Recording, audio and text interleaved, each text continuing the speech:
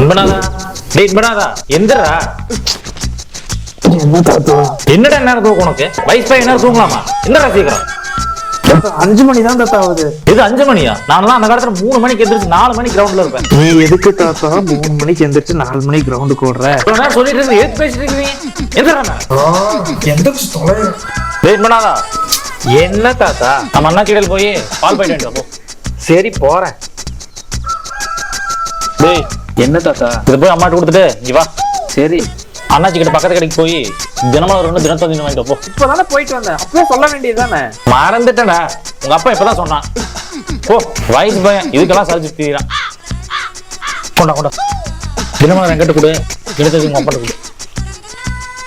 டேய் அடுத்து தாத்தா எனக்கு வேலைக்கு டைம் ஆச்சு. சரி, சரி, போ.